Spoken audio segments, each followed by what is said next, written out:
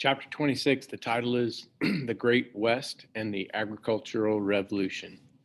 So we'll be talking a lot about what's happening in the Great Plains, as well as what's happening with agriculture, which is obviously a huge part of the Great Plains.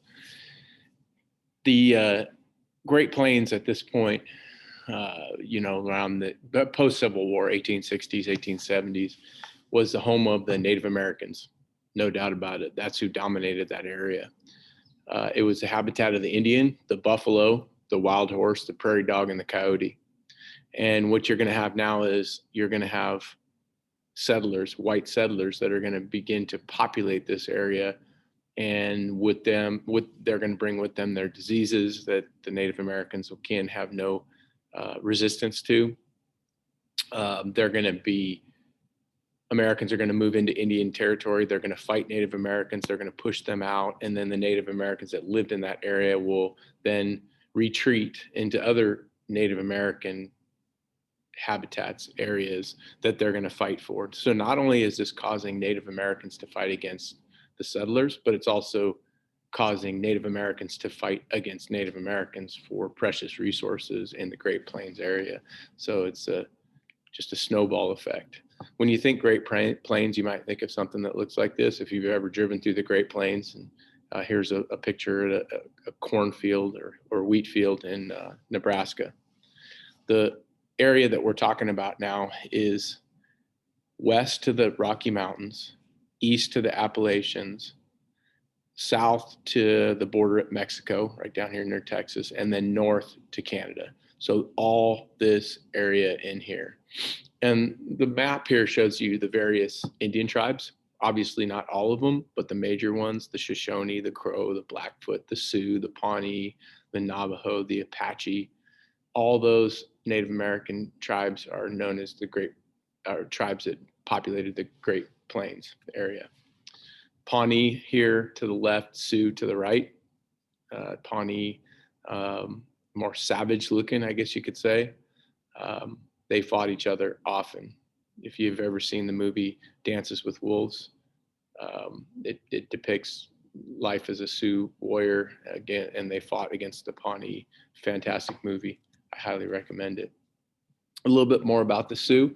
The Sioux, also called the Dakota Indians, came to North America from Asia about 30,000 years ago. The name Sioux means little snake. This name was given to them by the enemy tribe, the Chippewa.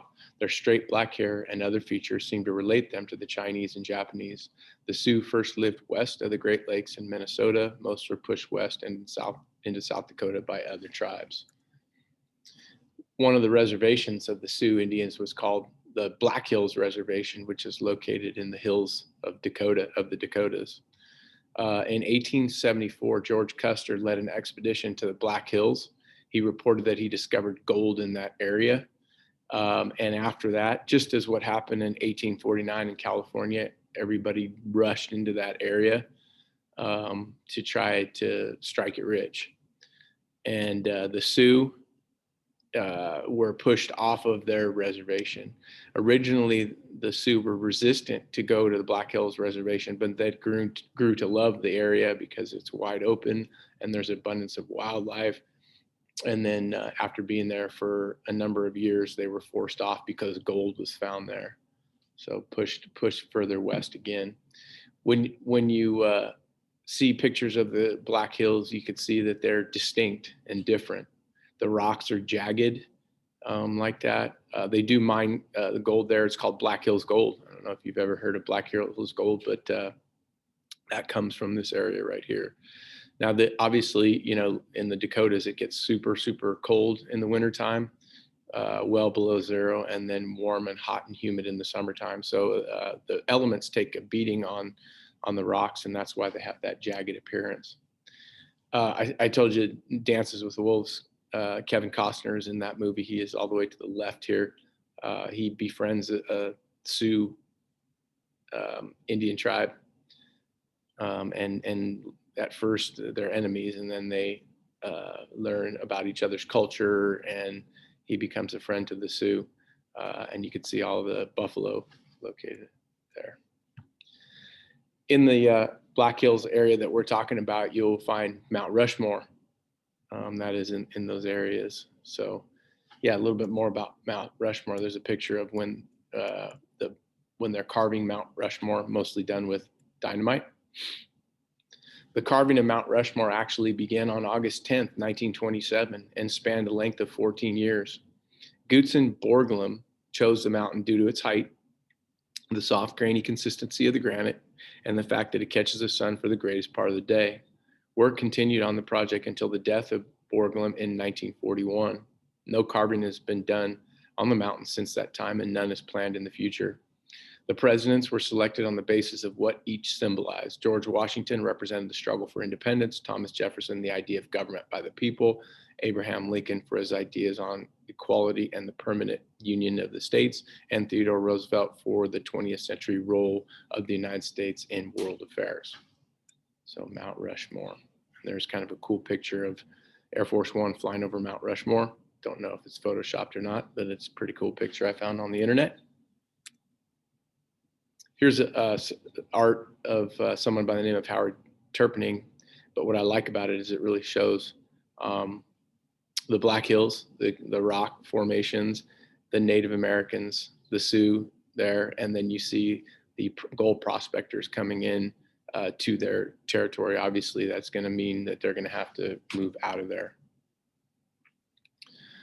The Sand Creek Massacre. We'll talk here about one of the biggest this is one of the biggest massacres of whites against Native Americans. It says here, in one of the most sordid affairs between whites and American Indians, more than 200 Cheyenne, mainly women and children, lay dead following Colonel John Shivington's destruction of Black Kettle's southern Cheyenne village, nestled along Sand Creek in southeastern Colorado. It was November 29th, 1864. Black Kettle's village had camped near Fort Lyon with the understanding that they were friendly. An American flag flew from their village. The site is located on private land. So these Native Americans were being protected by the American military at the time. The men were on a hunting expedition. It was mostly women and children when Shivington ordered the attack of the Cheyenne village. And it was a horrific act. One thing I could say about it is you'll notice the date is 1864, and it's during the Civil War. It tended to be the people that tended to be sent out west to control Native Americans during the Civil War were ones that were, how should I say it, not really fit enough to be soldiers fighting in the Civil War. So you probably had the worst of the worst. Physically, mentally, many of these soldiers had issues, and that accounts for why this most likely accounts for why this massacre happened. So it's unfortunate and it's horrible. One of the biggest victories by Native Americans against whites, on the other hand, was the Battle of Little Bighorn. It was on June 25th, 1876. A large force of mostly Sioux and Southern Cheyenne warriors under Sitting Bull, Gall, and Crazy Horse overwhelmed George Custer and the 7th Cavalry. George Custer made the decision to attack this village on the banks of the Little Bighorn River in Montana. He was supposed to meet 2 other battalions, and they were going to attack these Native Americans who were coming out and attacking Americans. So they were going to attack this village, and he was impatient. Custer was, and he decides, what the heck, I'm going to take my 210 men, and we're going to go down. We're going to attack this village. Well, what he found was that there were thousands of Cheyenne and Sioux around the bend that he couldn't see.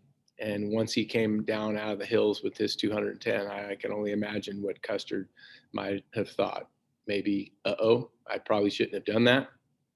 But he did, and the attack happened, and every last one of the 210 men, including Custer, were killed at the banks of the Little Bighorn River. So it was the biggest Native American victory against whites in history. What's going to happen next, though, is that the whites are going to send more military there, and they're going to defeat the Sioux and the Cheyenne, and they're going to force them on reservations. Let's talk about the Great Plains buffalo. The buffalo was everything to the Native Americans. They ate the meat. They would use the hide for blankets that they needed in the below zero winters in the Dakotas and the Great Plains area. They used all the bones, every part of the buffalo they used. So the buffalo was sacred to Native Americans. Well, when the Americans came in, the buffalo wasn't so sacred, and they would mostly do it for sport, and they'd leave the carcass there, and it was a waste. And pretty soon, so many people were killing buffalo for sport that the buffalo numbers were dwindling. And then when the Transcontinental Railroad was finished in 1869, that brought more settlers out into this area, and even gave people who are bored on a train going for days and days across the Great Plains, they would just sit out the train with their guns and they just shoot buffalo as they went by. So yeah, in the early days, before the Civil War, there were millions and millions of buffalo all over there. And then by the Civil War, by the end of the Civil War in 1865, there were still 15 million buffalo in the Great Plains. That number is going to dwindle very, very quickly, so that by 1885, a mere 20 years later, there were fewer than 1,000 buffalo left. 15 million in 65, by 85, 1,000 were left.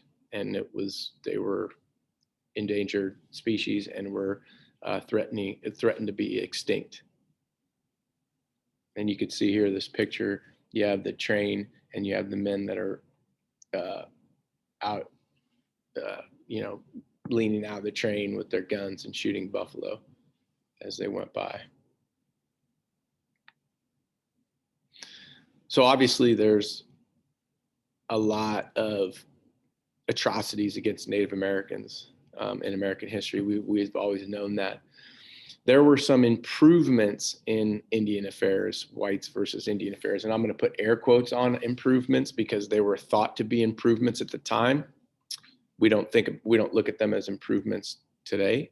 But there was a book written by a woman by the name of Helen Hunt Jackson. It was called A Century of Dishonor, where she literally discussed every treaty ever made between whites and Native Americans and how that every single treaty was violated by Americans. So she put that all out in a book, and people read it and they went, wow, yeah, that's really bad. Because of Helen Hunt Jackson's book, The Century of Dishonor, a law was passed called the Dawes Severalty Act, which was supposed to be an improvement in Indian white affairs. It wiped out tribal ownership of land, said they couldn't own land, and gave Indian families 160 acres of land on a reservation as long as they agreed to farm it. So basically, they tried to make Native Americans good little Americans. They dress like a white person, act like a white person, farm like a white person. As long as you did that, you were able to keep the 160 acres of land, and as long as you were farming it.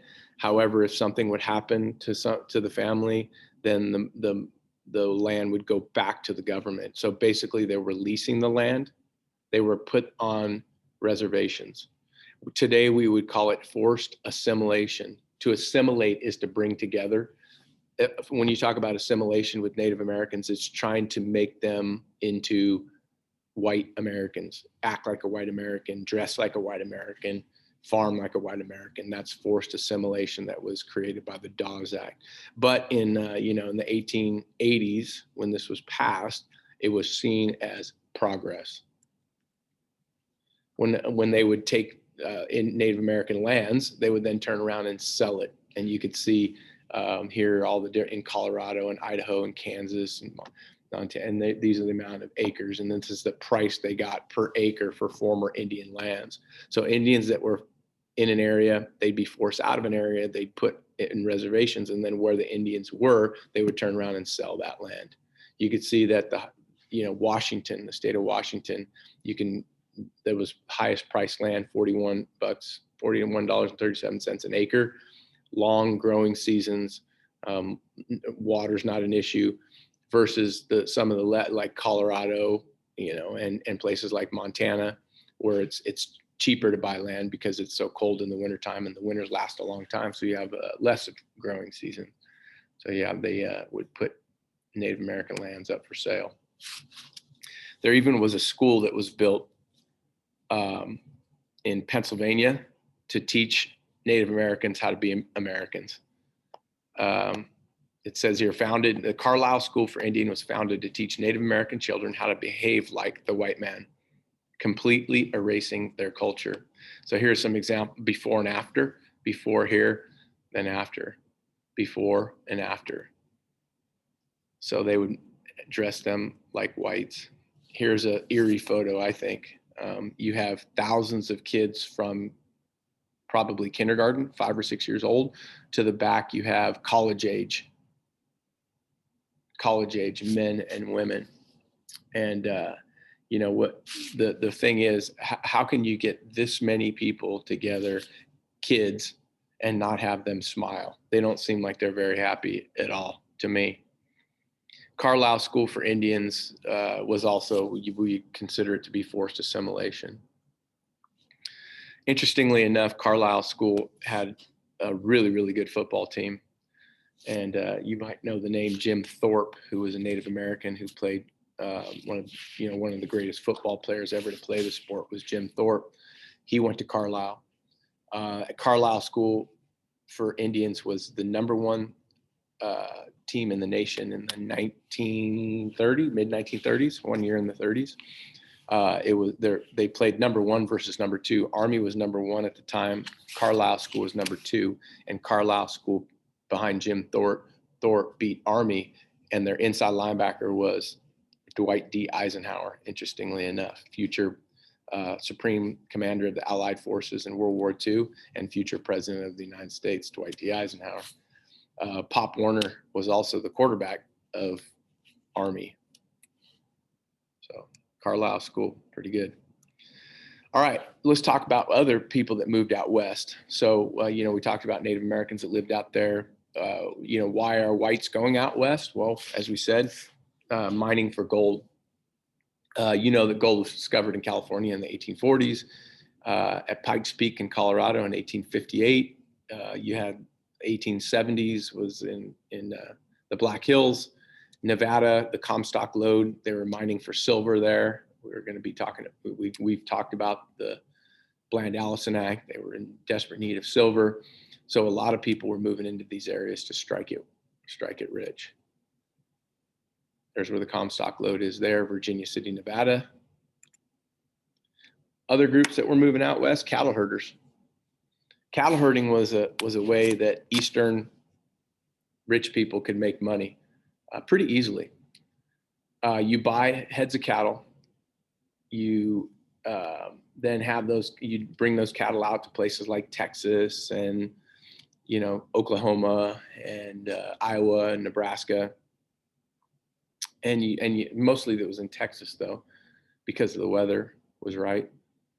There was a huge demand for beef in the East to feed hungry people as well as armies and whatnot.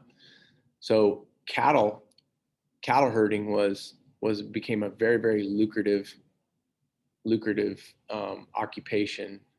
And really, if you were the money people in the East, you can buy these heads of cattle and you could hire 20 cowboys and they can control these cattle. And they go out to Texas where they don't have to own the land. They could just graze on the open land. It's all government owned property, and government wasn't saying anything. It didn't forbid them from staying out there. You brand your cattle, and cattle usually stick together.